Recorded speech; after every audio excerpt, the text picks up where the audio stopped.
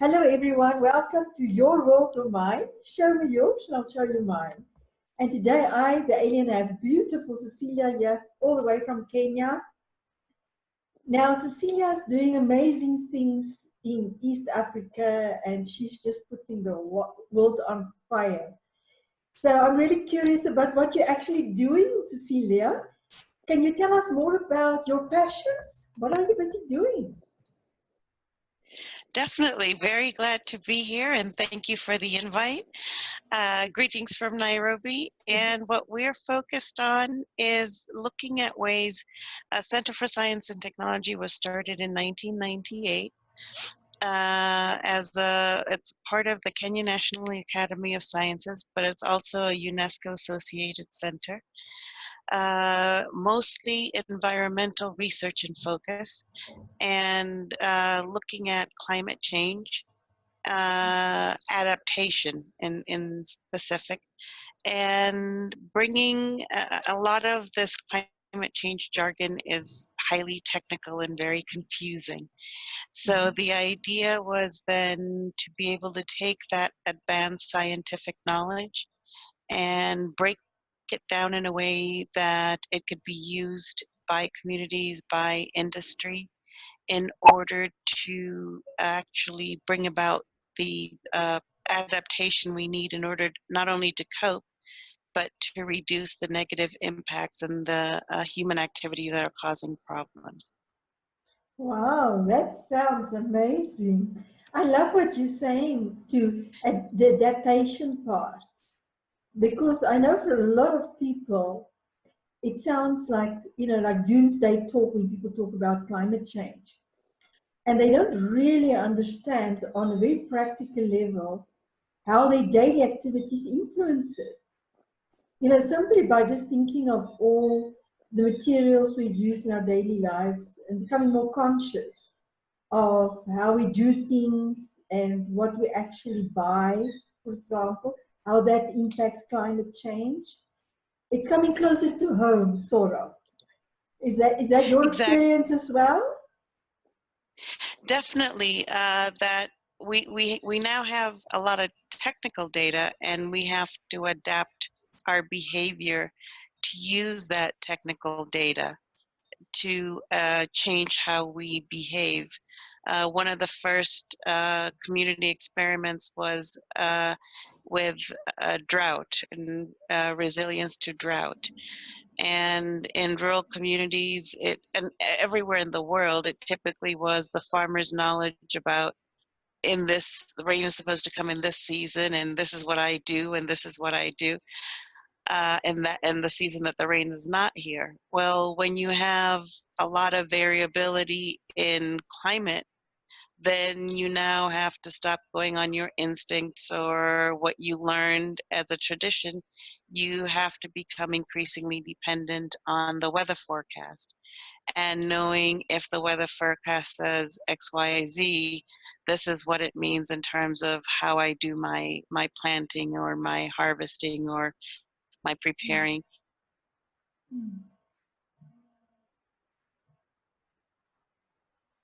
Instead of waiting for the flood to occur and build a small sand dam to protect that. And on the urban side, it's really realizing small things like find a way to plant a mini tree. It is important.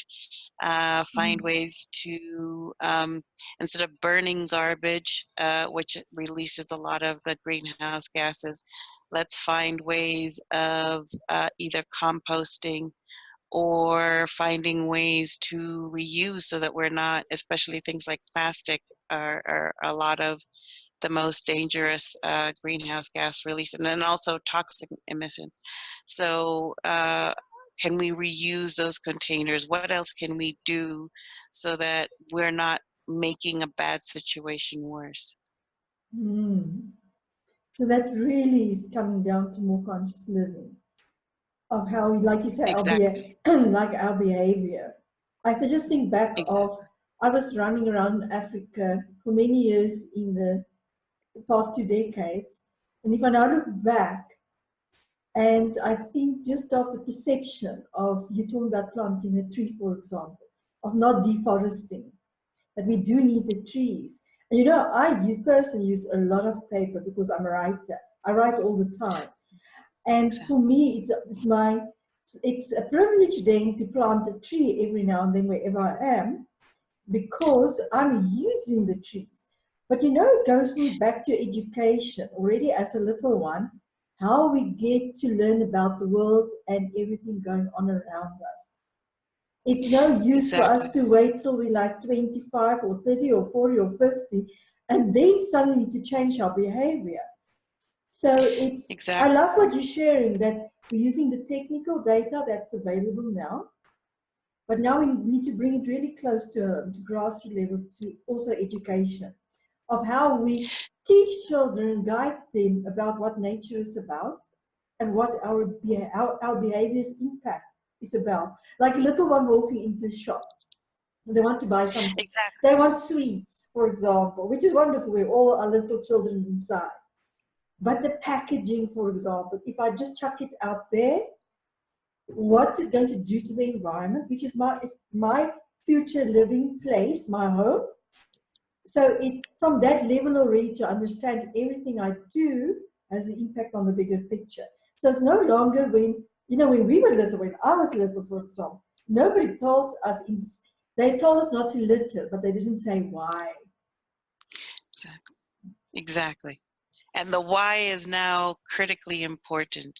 So understanding that when you throw something out and you litter, it never stays in that one spot, right? If you come back 2 weeks later, that litter is gone, and it's not because a magical genie came and put it in a litter bin, right? It blew away into a river, into a water, and you're drinking the very garbage that you're throwing away, so it makes no sense. Or it's piling up to the point where it's causing acid in the soil that things don't grow, and then you wonder, why is it that we now have soil that doesn't give us the beans that we liked before? Well, we're creating the problem by damaging the soil, because if you didn't want that garbage in your house, what makes you think that the earth wants your garbage sitting on top of it as well? Exactly. I like the way you speak about the magical fairy taking it away. But you know, this for me is something very interesting, is that we have all these signs all over the place, do not litter. For example, I'm just taking a simple example now. But people still do. So it's like the awareness of it, or we're telling them about it, doesn't really get to the behavior part, to them to consider a different behavior.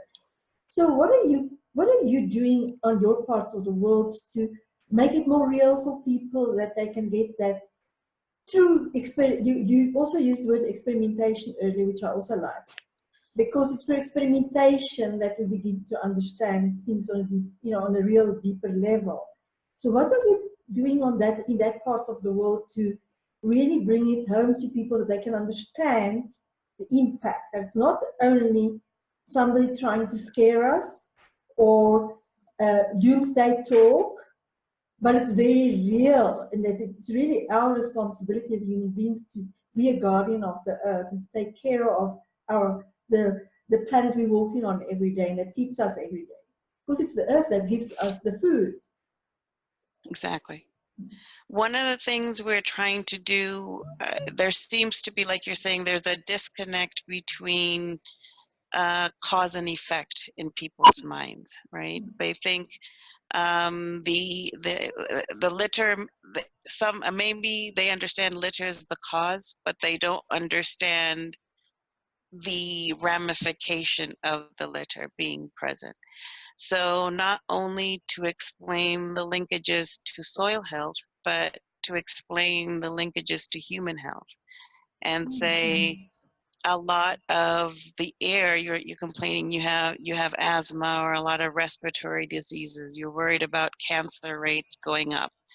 Well, you can trace all these back to the chemicals that are being released or that are already in litter that you're throwing away. Understanding that some of the consumer goods that you have, when exposed to heat, when exposed to radiation, release toxic chemicals. It's a chemical reaction that you cannot stop, and that can cause cancer, that can cause infertility, that can cause reduced learning abilities. So there are a lot of things that we're complaining, like, oh, in the old days this didn't happen. Well, there were fewer humans, and when, even if those humans littered, because they were fewer, the accumulation of the garbage and the chemical toxins was less. But like anything, you know, you add 2 plus 2, and then you keep on adding and adding and adding. Now you get into exponential, right? It's not anymore 2 plus, it's 2 times. And that starts making things worse at a faster rate than before. I love what you're saying, because I think it's also bringing us to something else, also the economy. And I want to link the two. Yes. And you bring it, the human behavior part for me is most significant, the effect on ourselves, on, like you said, on our health, on our well-being, that I can contract these diseases because of what's happening in the environment. I'm contributing to it every day with my behavior. So it's no longer, it's something external from me. I think that's what happened before. It was something completely external from me. It was literally there on the ground. So what, I walk past, I ignore it, I don't have to pick it up. And if I'm the one littering, who cares? Now it's coming closer and closer to my well-being. And even, and not only mine, my children and their children and their children. So it's all our future generations' health and the planet's well-being, the planet's capability to provide us with these rich resources it does every day. We are affecting that directly. But it also brings me to an economical factor. And I was just looking, when you were speaking, this is lying next to me. I put my teacup on it, that it doesn't burn the wood of the table, so it doesn't damage the table. But if I bought this in a shop, for example, I would just see it, then I would buy it because I needed or I liked it, for whatever reason. But now, it takes me now to start questioning things on a much deeper level. To say, what did it take to get this on that shelf for me, that I can buy it and then use it or apply it? So I'm very excited about that, because that brings to me something into the sphere of not only economics, but also of awareness, living more consciously, but also that I can start acknowledging who was else involved in bringing this thing to me. Because yes, maybe this was a pottery lady who made most beautiful things, and she baked it in an oven next to her house, or maybe it comes directly from a factory, mass production. But what does that do in terms of climate health, for example, and climate well-being, and our planet and ourselves? So the trail becomes longer, where I start being inquisitive about much more things than I would just have taken this from the shelf, paid for, and then took it home. Because now, from economic intervention, from a circular economy point of view, there's so many people involved to get this to me. Who are they? What are their lives about? So me buying this impacts them directly as well, and whatever they did impact me. So the interconnectedness of life, for me, with the dilemmas that we're currently facing on Earth, brings us closer to each other. Because before, especially if I traveled in places like Africa, especially in the rural areas where a lot of the farmers are women, for example, and they would farm on their little piece of land. And they would farm only for their family, for example, and the little bit they sell off. But they had bigger land available, but they didn't really utilize it. And again, they didn't have the knowledge, like you said earlier, of how to farm consciously and to become more in tune with what's happening in our environment. Then in the past, I had certain parameters that I lived accordingly and that I planted accordingly. So suddenly, with all the dilemmas we're facing, we're also getting closer to each other. And that for me is wow. So yes, there's this sad part of it, the bad part, but we can no longer afford to live so unconsciously and just doing things without thinking where they come from, what did they bring them to me.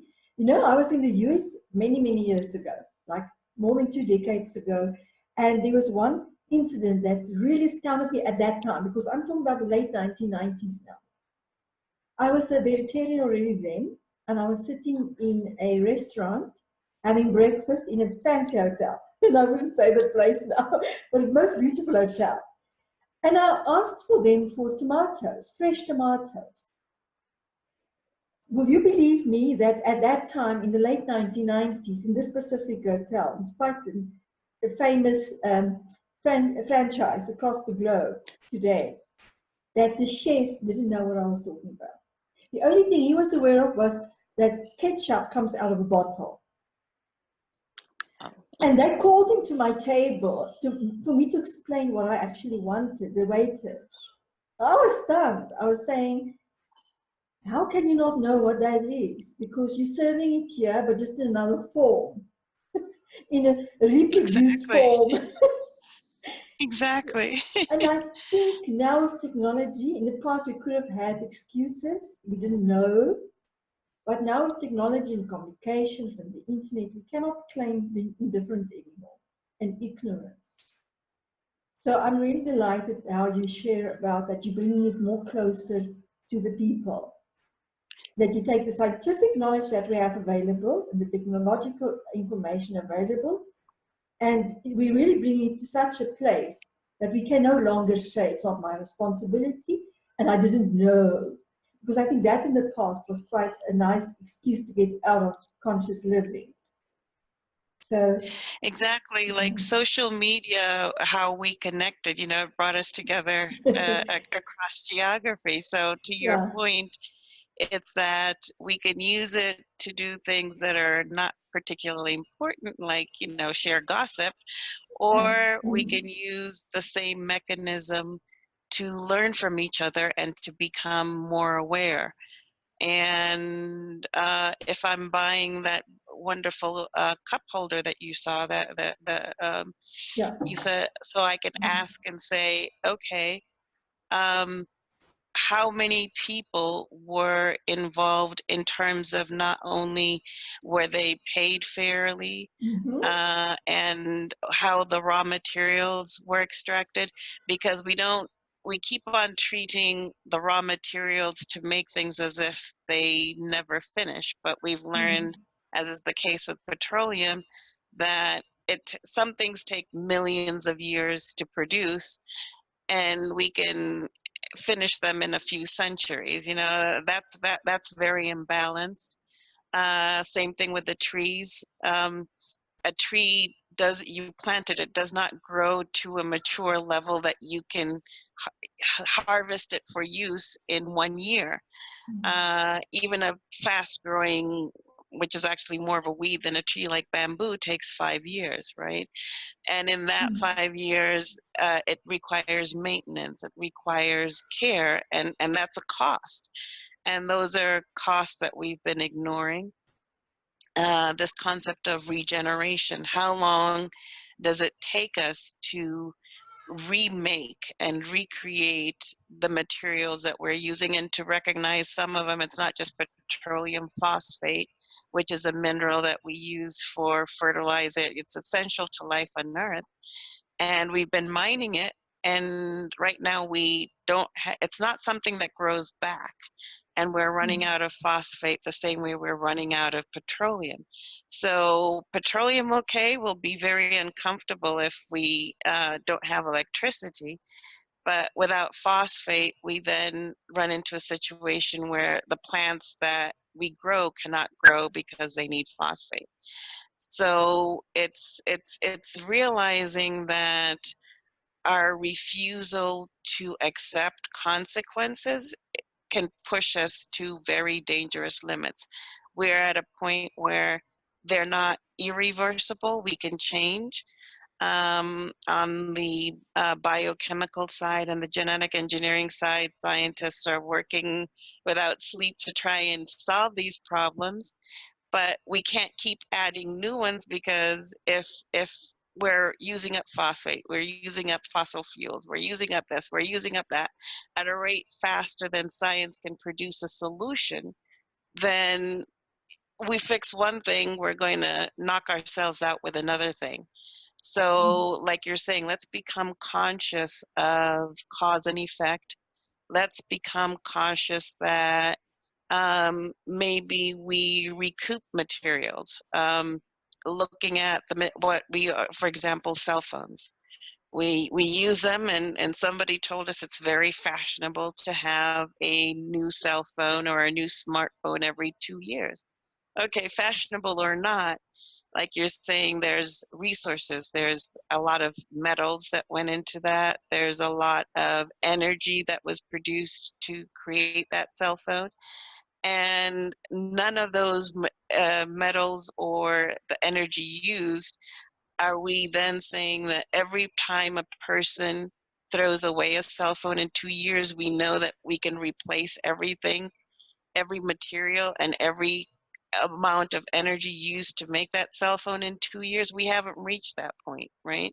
So we're operating at a continuous deficit, and we keep on digging a bigger and bigger hole.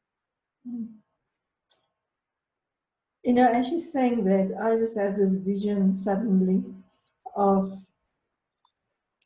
it's kind of like a window, and another window within the window. And there's one thing I want to go back to what you shared about, because I think it's so important for us just to begin to think like that, to think differently about stuff in general. And what makes me say that, you know, where I hail from, everybody's been inspired, encouraged rather than inspired, encouraged to buy the cheapest.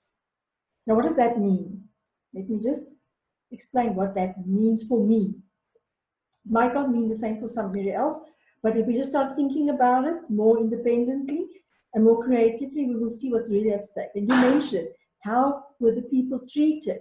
Because if I could buy this dress for $5, I can tell you now, it's impossible to make a good quality something, this dress, that's going to last me for a while, not just for a year or two, and then I must give it away or throw it away, and then it goes to waste, and then it must be transformed into something in the climate of our weather system and everything around us, the environment. But we are encouraging young ones alike to get used to this thing, to get the cheapest.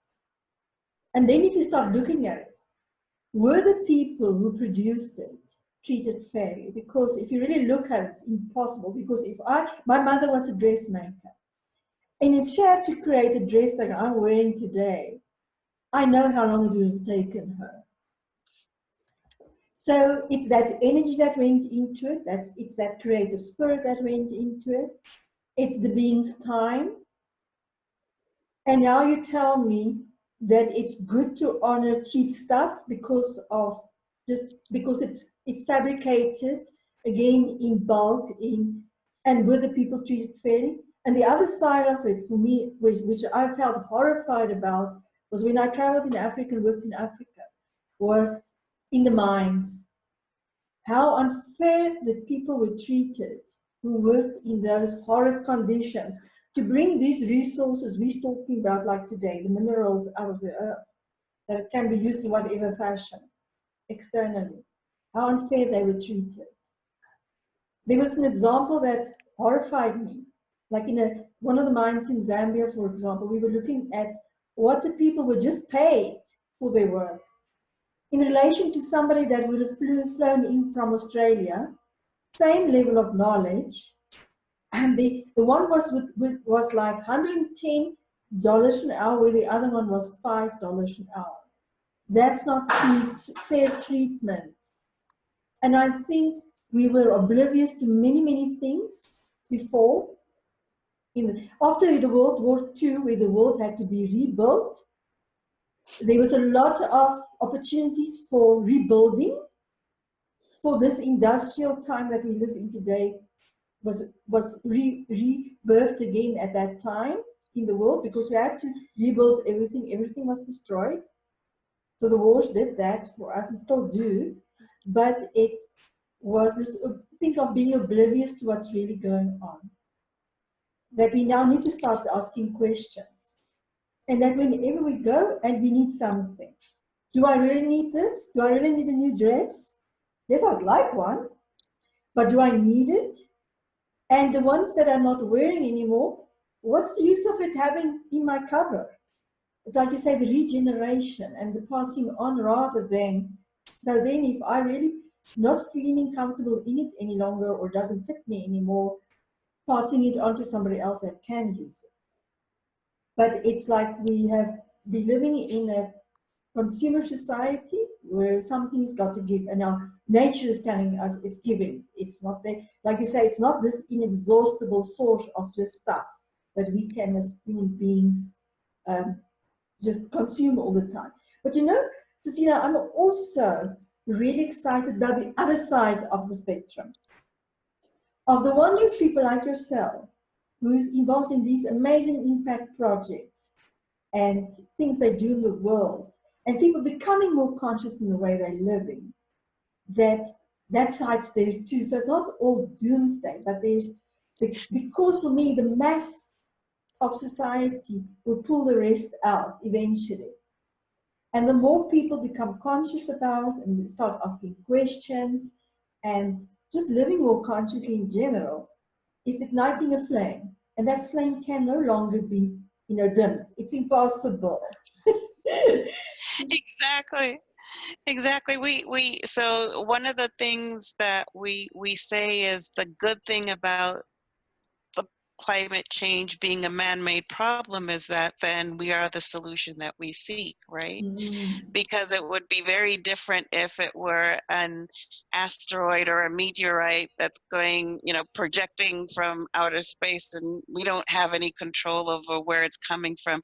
These are all things that we have created and we can change. And to your point about dressing, my mother's side, so my father's side is Kenyan, but my mother's side is Puerto Rican. And I remember there was a growing up with a grandmother and great aunts who were from that World War II generation. And there was a very different philosophy about consumption. Yes, consumption existed, but the legacy was a fine dress or your working clothes. Uh, that was something that your grandmother or your great aunt had stored in a cedar chest because they knew something like Coco Chanel, which has always been a wealth symbol, would be timeless. And when you got your first job and you came home and you paid the electric bill, there was a great aunt to congratulate you on your first job and ask what had you helped out with the family, and there you got your Coco Chanel jacket, and somebody took you to the dressmaker and they refitted it for you and they put in a little bit of hint of modern color, and voila, you went into the office and you were like this superb chic human being because you were wearing a Coco Chanel jacket that your aunt or your great aunt had worn 30 years ago, and now it's back in fashion. So all these legacies, right? And that's what we're trying to teach people is if we're really, there's a difference between bling and wealth.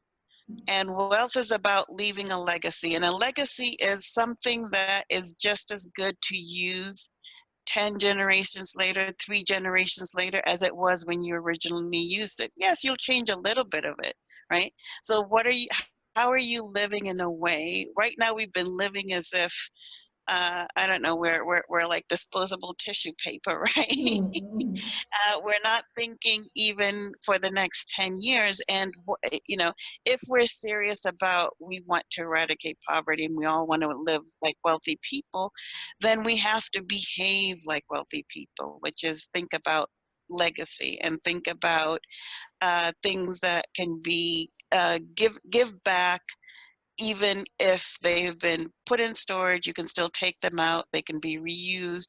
When it comes to chemicals, you don't want things that harm, because you don't want nobody ever considers a damaging inheritance a legacy. It's always something that improves that's a legacy.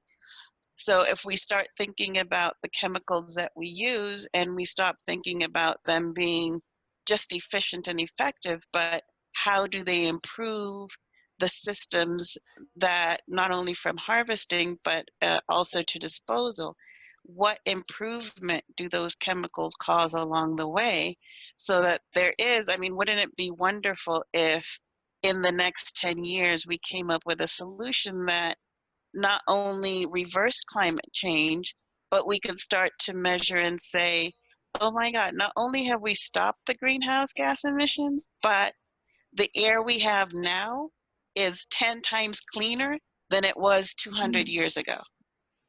Now, wouldn't that be fabulous? Well, that You would know, be just and, and, fabulous. and, and yeah, and those are things that we can do, because that we created something, we know it does harm. So now what do we have to do? Just not harm, right? Mm. And you know, when you said about not harm and the fresh air, I could just imagine that, how my body would feel like. You know, when we were driving yesterday here in Johannesburg, we took my mom for a haircut and we drove, and the haze, the pollution. It was a very windy. It was an extremely windy day. It's August, extremely windy day, and the pollution was horrifying. It was like a grey, and every time I land in Joburg, I'm horrified. I get bomb shock every time. Doesn't matter where I come from the world, where I come from Accra or Europe or the US, doesn't matter. It's like my body has bomb shock because of Exactly. all this pollution. Now I'm imagining, my sensory imagination is imagining the opposite: fresh, clean air. So when you're at the ocean, you have that fresh air. Just Exactly. amazing. That well-being. And then, because what that does for me as a human being, no matter what I'm going to do outside, it just brings another energy into me. So I feel refreshed. I've got lots of energy. I want to do things. Otherwise, Exactly. it's like we're dying slowly in this world we created together. And we all co-created it together. Exactly. But now And we have and the and to opportunity your to say no more. Yeah.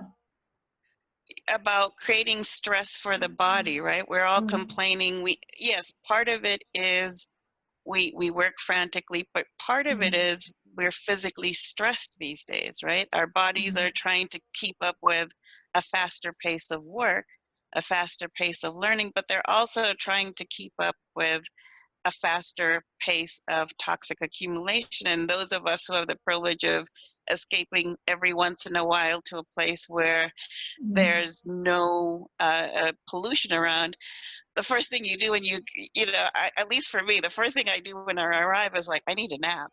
Because you just feel instantly like your body's like, it's not fighting anything anymore. It's just like, can I just rest for a second and take this off?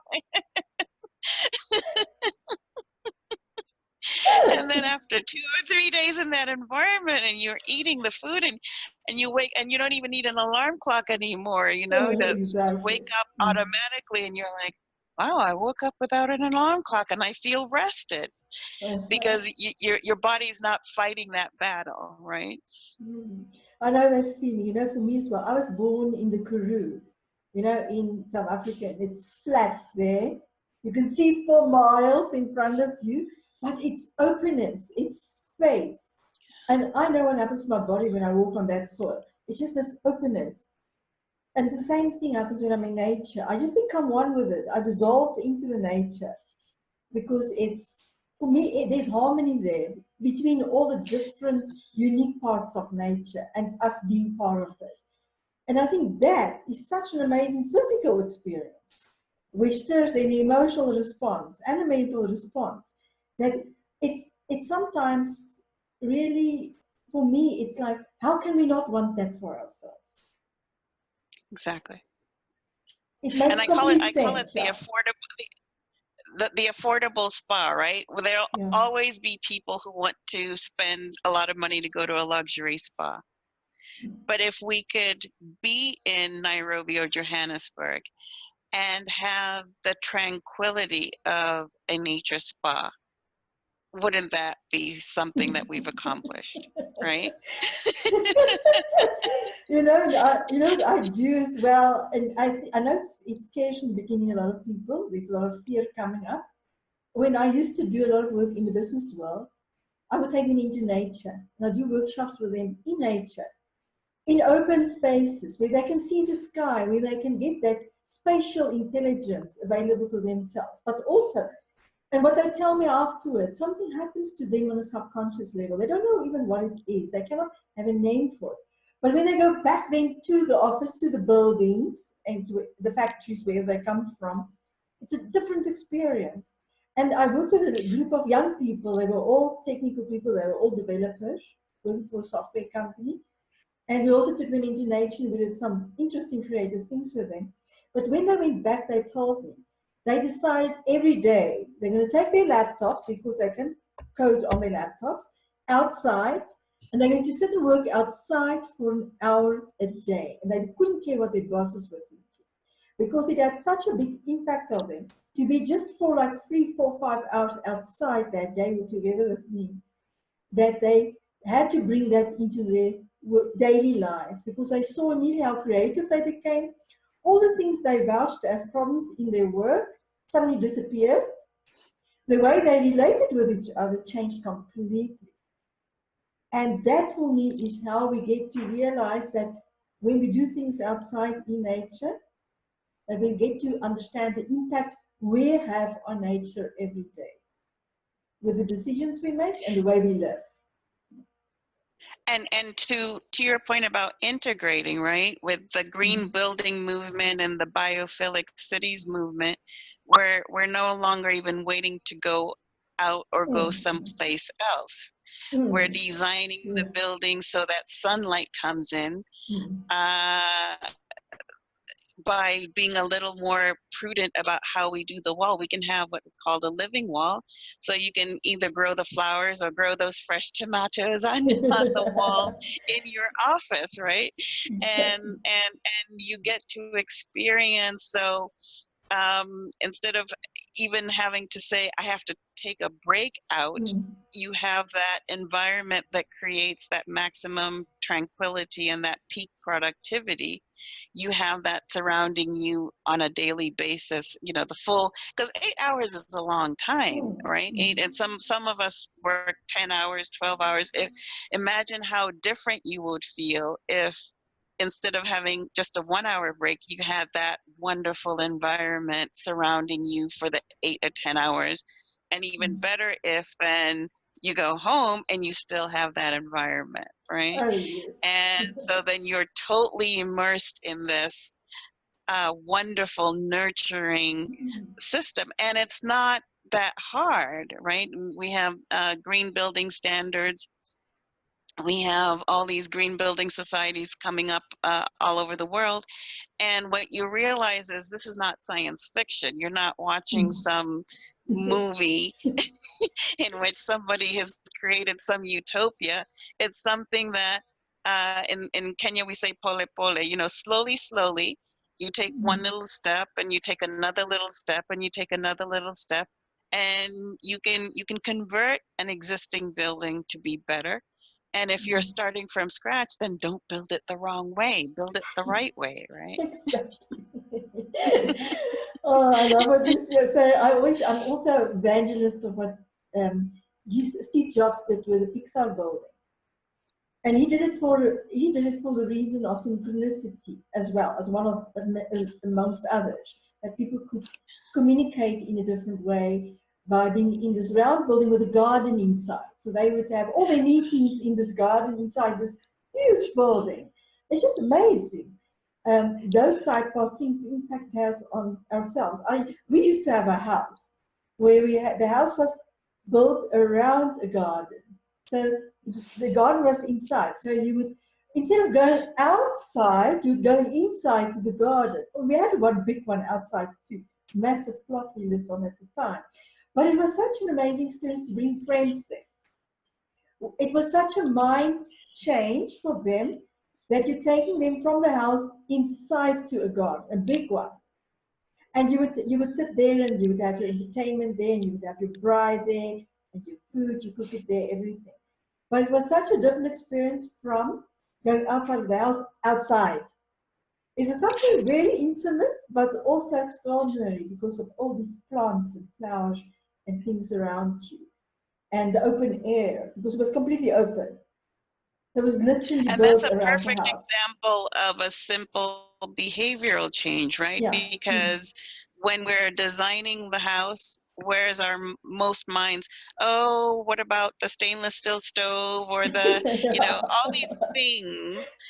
And the same thought can be used to say, where's the inside garden? Exactly.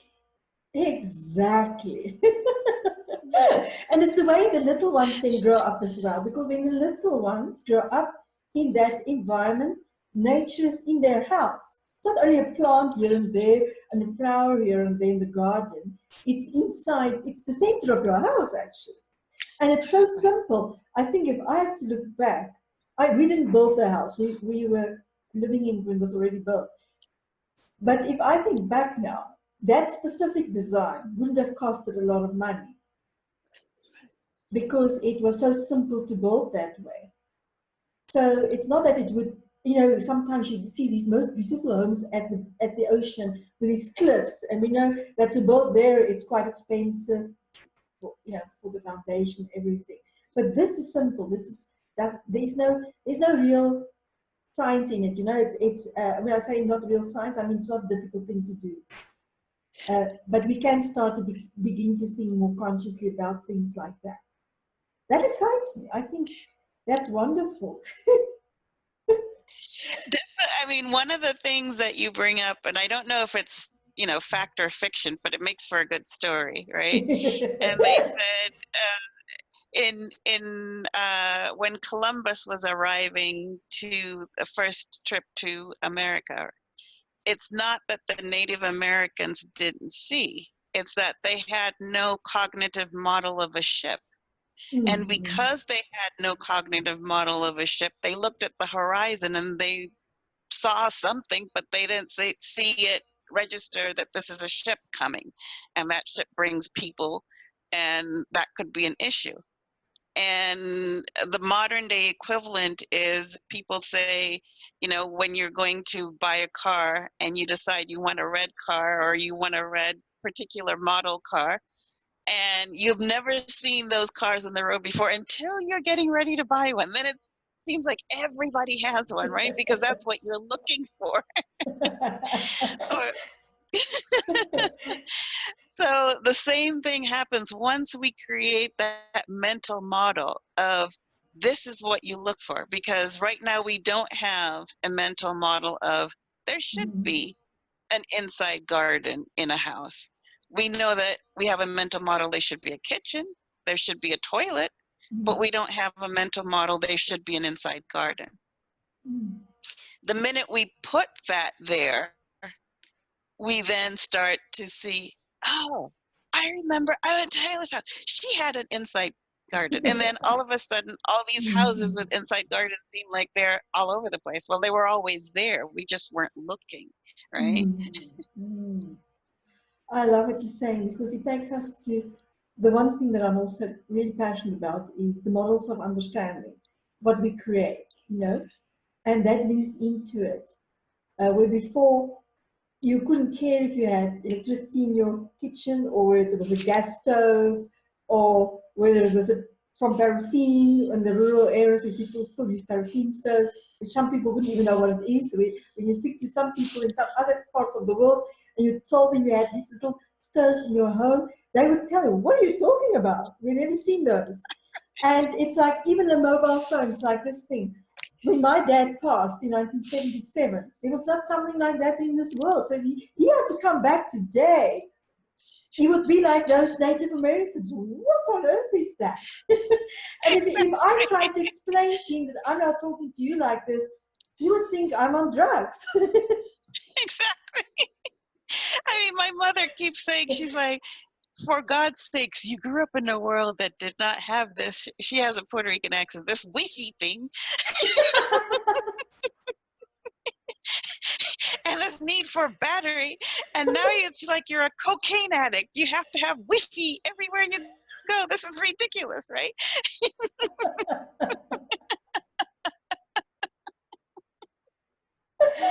Oh, that's precious. And so that's a perfect example of how we changed our mental model, because it's something we didn't grow up with. It's something we didn't even know we need. And now it seems like life ends if we don't have it, right? And my father's point about he likes to call himself BBC, not British Broadcasting Service, but born before computers. And he says, I was a scientist before the computer. I'm a scientist after the computer. I'm still doing inorganic chemistry. The computer is here in my head.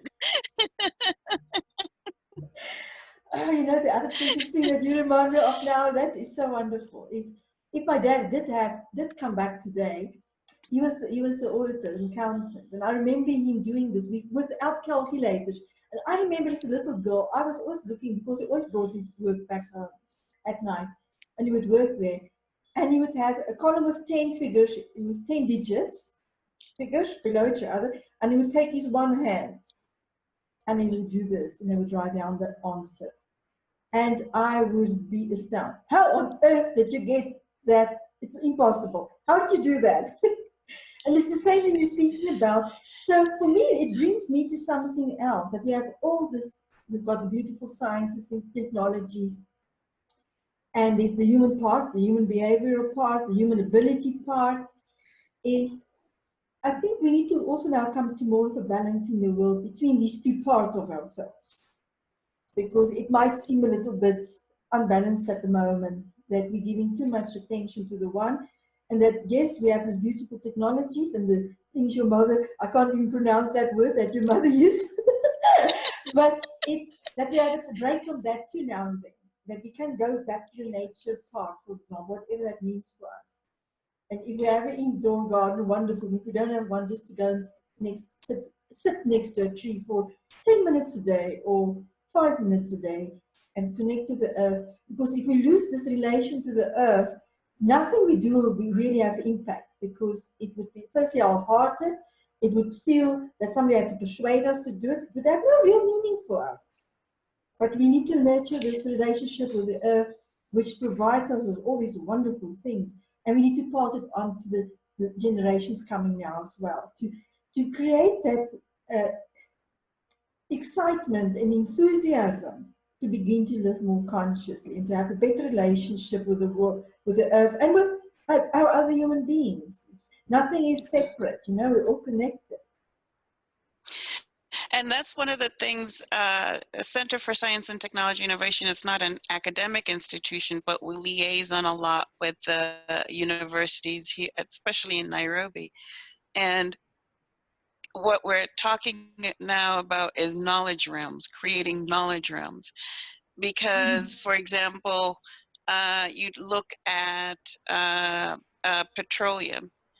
The refining skills for petroleum can be used in biorefinery to make what's called green crude. So you're still doing all the processing of crude oil, but you're taking agricultural waste, which has causing a lot of problems, and you're now refining that agricultural waste into biodiesel, ethanol, butanol, and different types of fuels that can then be used to keep us running the same way petroleum does. The only thing is that they're coming from agricultural waste instead of a fossil.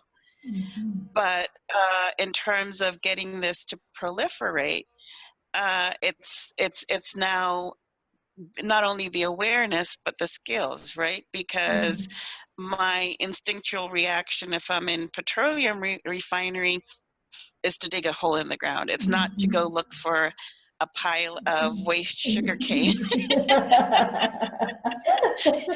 and say, oh, there's my petroleum. And the sugar cane also, you know, if it's been burnt up, then, or partially burnt, then it's no use to be able to extract what I need. So to be able to teach people, okay, it needs to be stored dry. It needs to be kept free of other organic matter. Don't mix other types of waste with this. And to begin to supply, and also an awareness of the real value, because when we start talking about using agri-waste, there are a lot of people who, or even landfill waste, who suddenly think that they're going to become the next Rockefeller by selling raw waste. You know, it, unfortunately, no. It's the value addition, right? So if we can now take your skills from focusing on being a waste collector to being the person who does the value addition, you'll make more money. But that's a new type of job, right? And we have to map that training and the type of skills that are needed so that you know how to do a new job and that makes more money, and do it in a different way than resign yourself to thinking that the highest value you can have as a human being is to be the picker in some lot. No, you can do more than that, right? We're all born with the same essential, as long as we're not physically damaged or emotionally damaged in some way. We're all born with the same level of intellect. It's the environment that stimulates that intellect and nurtures it and trains it that makes a difference. So the more that we come to your point about eliminating unfair systems in terms of training, in terms of skills development, then we start eliminating all those unfair imbalances in terms of wages, because if productivity is the same, there's no, and quality is the same, then you knock out all possible arguments for saying there needs to be a wage differential. And that's a whole new way of living. Yeah. And now we treat each other. So it goes back to the human all the time. And I love what you're saying. And it's, for me, it also brings something else about that maybe wasn't there visible there yet 10. It's not to say that it wasn't there at all, but it was not so visible as it is today because of technology and communications. It's the fact that before it was simply a job.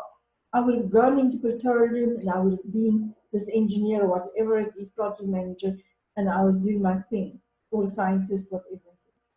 But now it's a purpose that it brings you. It gives you purpose because you now contributing to the well-being of the planet and of all the other human beings and yourself in the process.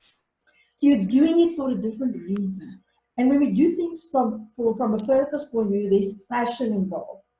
There's another energy coming into play. And there's another way of that it gives us meaning, personal meaning, and value for ourselves too.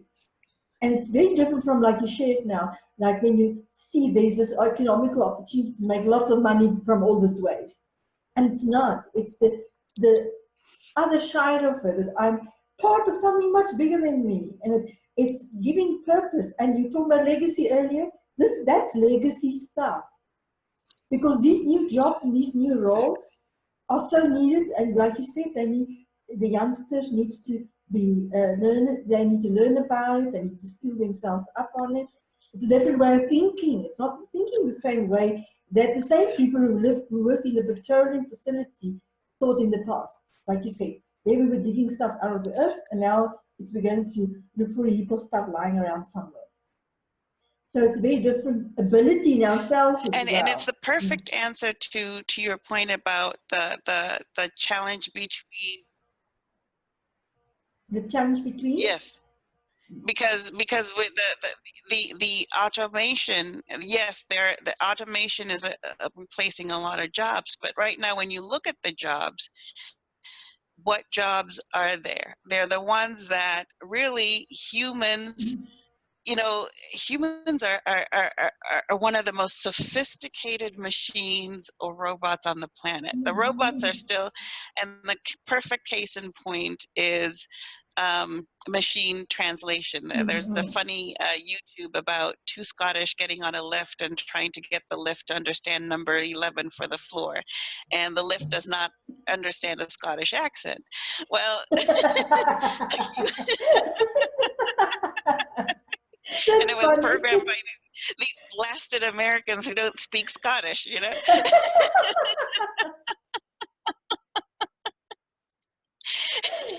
So something that simple to understand 11 versus 11, you know, that's something that a human does almost automatically. And yet it takes a whole bunch of PhD programmers to get that. And right now it's not even sort of getting it to understand, it's taking all the different accents that people, in ways people say 11, and getting the computer to register this in like a big ledger and say, this is 11, this is 11, this is 11. So it's not really learning, it's just teaching the computer to sort out our algorithms. Same thing with you and I come from different professions. So you might say, use a term, and I'm blanking here a little bit, but So use development as a term. Youth development, but also lexicons, right? Okay. Like if I say ledger, and you might call ledger something different, you might call it a roster in your profession. It takes, a computer does not know how to recognize those differences until it's programmed to. So really what you're doing is you're putting your human intelligence to recognize that difference into a computer. So that's why when people ask me, are you afraid of the computer? I was like, no, what it's doing is taking away all the things that I didn't want to do anyway. Right? That stuff I didn't want to do. I didn't want to be the one having to spend hours trying to say, that's 11, that's not 11, that's a roster, that's a ledger. That I didn't want to do. What I did want to do is, what is it in that information? Why is number 11 important? What is it that's in that register, in that roster, in that ledger that's important? How can I use it to solve a problem? That's something that a human is designed for. Same thing with this. It's, yes, it's very difficult for a computer to recognize maybe the different types of garbage and the sorting. Eventually that can get streamlined out.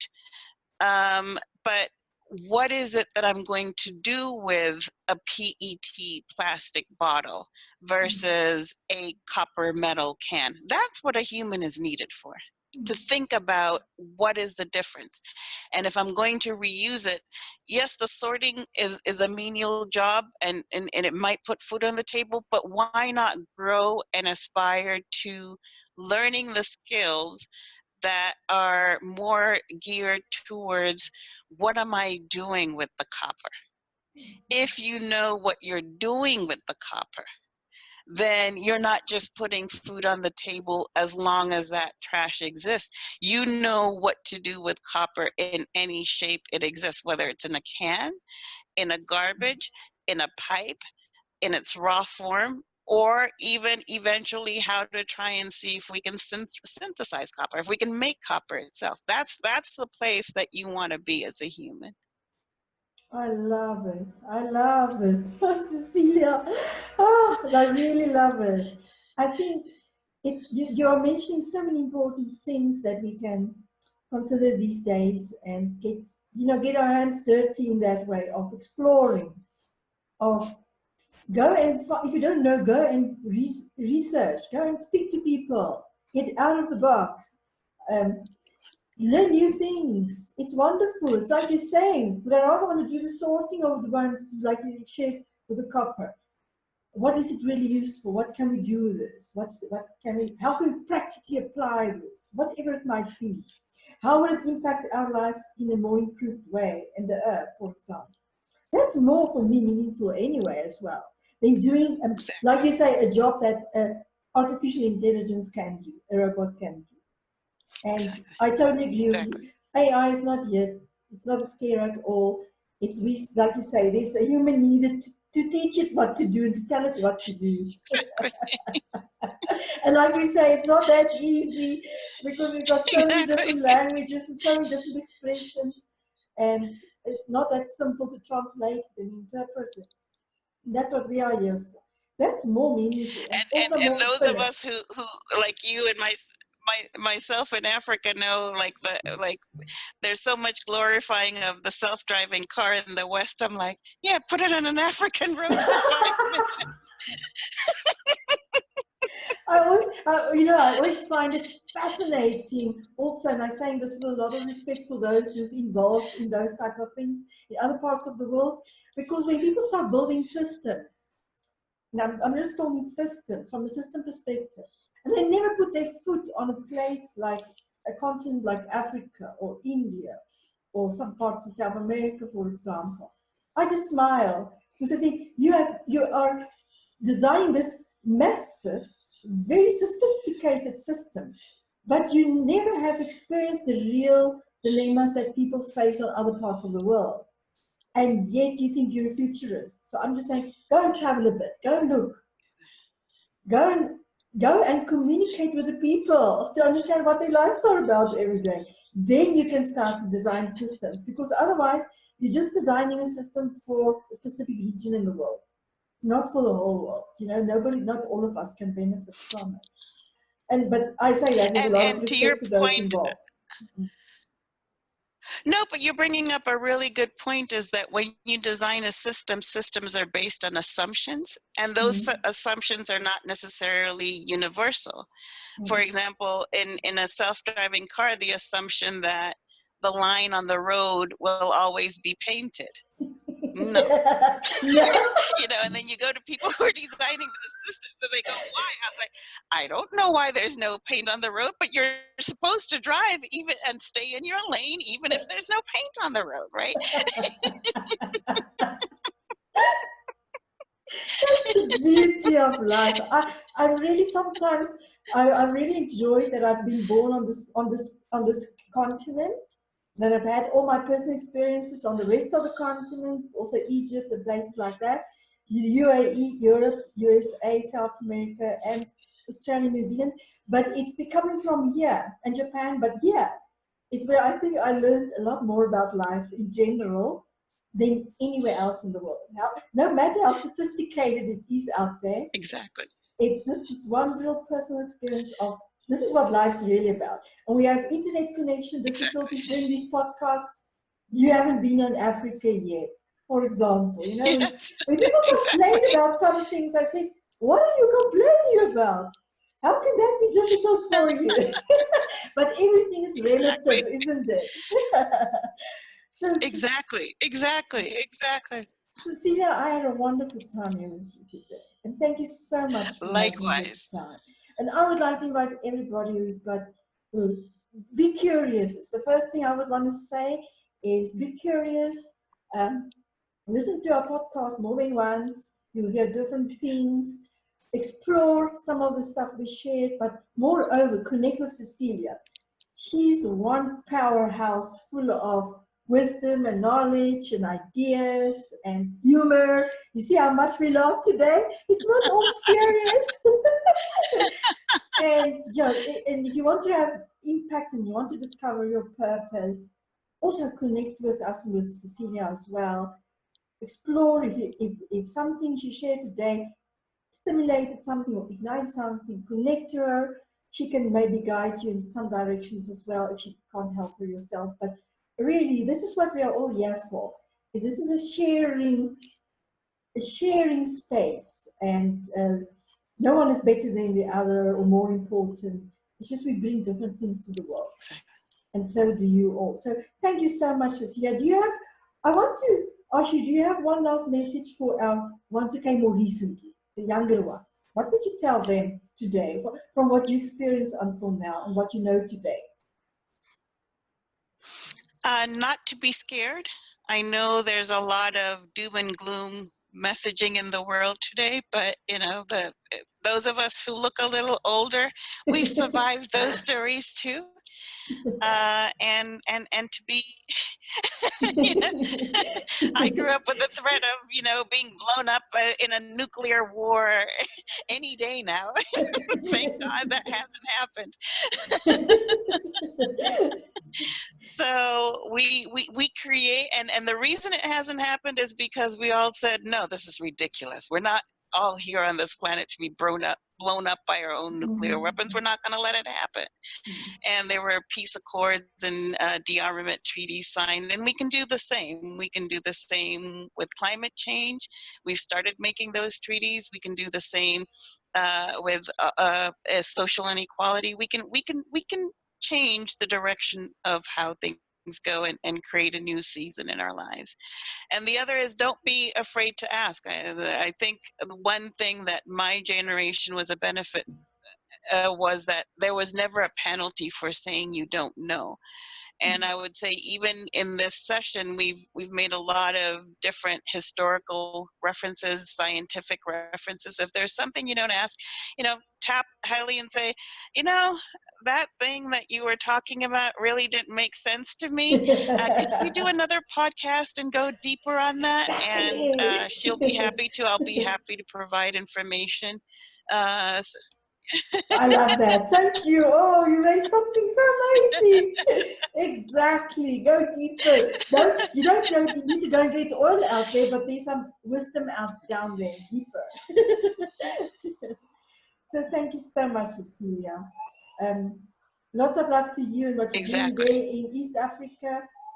And we're really grateful that you shared your time and your wisdom with us today. Thank you so much. Goodbye, everyone. Thank you. Goodbye.